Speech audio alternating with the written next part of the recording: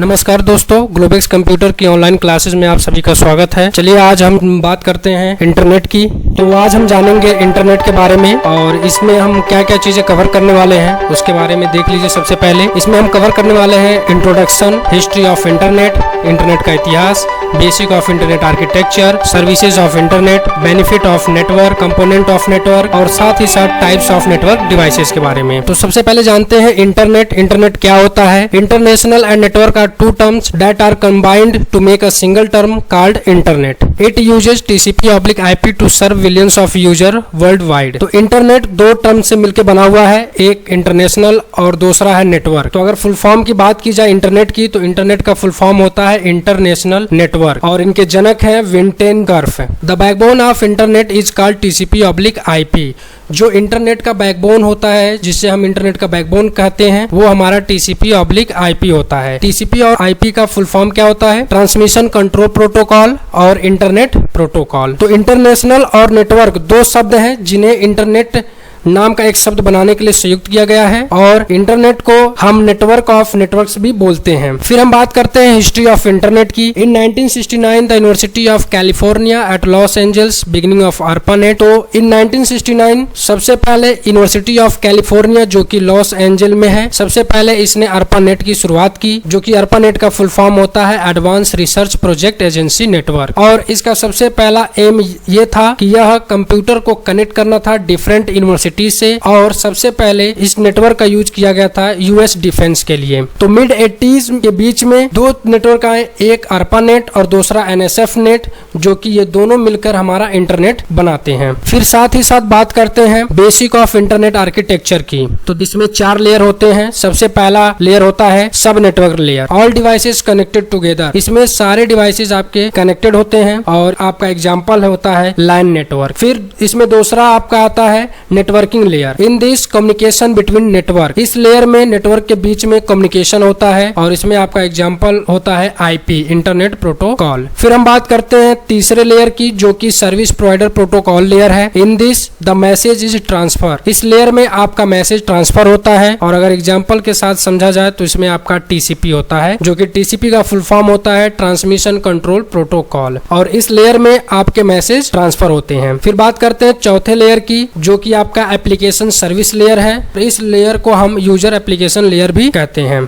तो ये आपने सीखा बेसिक ऑफ इंटरनेट आर्किटेक्चर के बारे में। फिर हम बात करते हैं सर्विसेज ऑफ इंटरनेट की, मतलब इंटरनेट पे कौन कौन से सर्विसेज हैं। तो सबसे पहला इसमें आपका WWW, जो कि WWW का फुल फॉर्म है world wide web. It is introduce in 13 March 1989। It is also called web. It is a system of internet servers that supports hypertext and multimedia to access several internet protocol on single interface. तो WWW जो आपका होता है, यह आपका एक तरीके से वेब भी कहलाता है और यह 13 मार्च 1989 में इंट्रोड्यूस हुआ। फिर हम बात करते हैं वेब पेज की। The backbone of WWW is made up of files called page और web page which containing information and links to resources both text and multimedia. तो वेब पेज को हम क्रिएट कर सकते हैं बाय यूजिंग HTML का प्रयोग करके हम वेब पेज को क्रिएट करते हैं। HTML का फुल फॉर्म क्या होता है? Hyper text markup language. यह एक प्रकार का लैंग्वेज है जो कि वेब पेज क्रिएट करने के लिए यूज किया जाता है। एग्जाम्पल के साथ आप समझ सकते हैं, यहाँ पे एग्जाम्पल दिया हुआ है http://www.carwale.com/new। तो यह आपका क्या है? यह पूरा आपका एक प्रकार का वेब पेज है। फिर साथ ही साथ हम बात करते हैं वेबसाइट की। तो वेबसाइट क्या होता है? A group of web pages that follow the same theme and are connected together with hyperlink is called a website। तो वेबसाइट आपका क्या है? Group of web pages. Web page का समूह ही आपका एक प्रकार से वेबसाइट कहलाता है, जो कि वेबसाइट और वेब पेज दोनों के दोनों आपके कोडिंग लैंग्वेज में लिखे होते हैं। और अगर बात करें कि वेबसाइट क्या है, तो एग्जाम्पल के साथ आप समझ सकते हैं http://www.carwale.com। तो यह पूरा कंप्लीट आपका एक वेबसाइट है। फिर हम बात करते हैं होम पेज की। तो the very first page of A website website is called home page. मतलब इंटरनेट पे आपका सबसे पहला पेज जो भी होता है उसी को हम क्या कहते हैं, होम पेज कहते हैं। For example http://www.google.com। फिर हम बात करते हैं वेब सर्वर की। तो a web server is a computer program that servers requested HTML pages are files. तो वेब सर्वर एक प्रकार से कंप्यूटर प्रोग्राम होता है जो कि HTML पेजेस या फाइल्स की रिक्वेस्ट करता है। फिर साथ ही साथ बात करते हैं वेब एड्रेस ऑब्लिक URL की। A web address identifies the location of a specific web page on internet. तो वेब एड्रेस आपका क्या होता है, यह एक प्रकार से वेब पेज की लोकेशन की आइडेंटिफाई करता है जिसे हम URL भी कहते हैं। URL का फुल फॉर्म क्या होता है, यूनिफॉर्म रिसोर्स लोकेटर। तो यहाँ पे वेब एड्रेस आप एग्जाम्पल के साथ समझ सकते हैं http://www.google.com/services/index.htm। तो यह कंप्लीट आपका एक प्रकार से URL होता है जिसे आप वेब एड्रेस भी कहते हो। फिर हम बात करते हैं what is a domain name system, that means DNS क्या होता है। The naming scheme by which servers are identified is known as DNS। तो DNS जिसके वजह से आपका सर्वर पहचाना जाता है उसी को हम डोमेन नेम सिस्टम कहते हैं। Domain name must be unique, यह यूनिक होना चाहिए। फिर हम बात करते हैं नेटवर्किंग की। तो कंप्यूटर नेटवर्किंग के बारे में जानते हैं। तो सबसे पहले हम जानते हैं कि कंप्यूटर नेटवर्क क्या होता है। A collection of computing devices that are connected into various waves in order to communicate and share resources। तो उपकरणों का एक संग्रह जो संसाधनों को संचार और साझा करने के लिए विभिन्न तरीके से जुड़ा होता है उसे ही हम कंप्यूटर नेटवर्क कहते हैं। A computer network में भी वायर और वायरलेस कनेक्शन, और यह आपका वायर भी हो सकता है और वायरलेस कनेक्शन भी हो सकता है। फिर हम बात करते हैं बेनिफिट ऑफ कंप्यूटर नेटवर्क, मतलब कंप्यूटर नेटवर्क के क्या फायदे हैं, क्या क्या इसके बेनिफिट हैं। तो सबसे पहले यहाँ पे देखिए data and file sharing,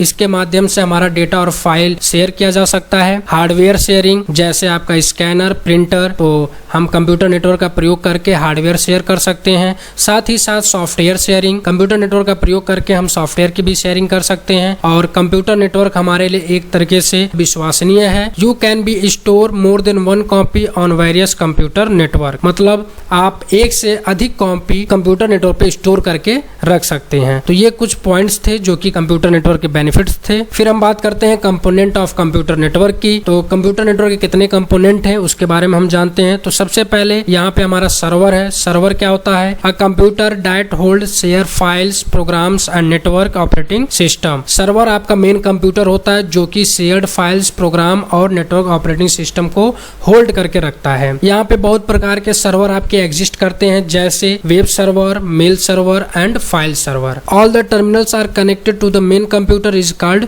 server. जितने भी टर्मिनल्स होते हैं, जितने भी नेटवर्क्स आपके कनेक्टेड होते हैं जो कि आपके एक मेन कंप्यूटर से कनेक्ट होते हैं, उन्हें ही हम सर्वर कहते हैं।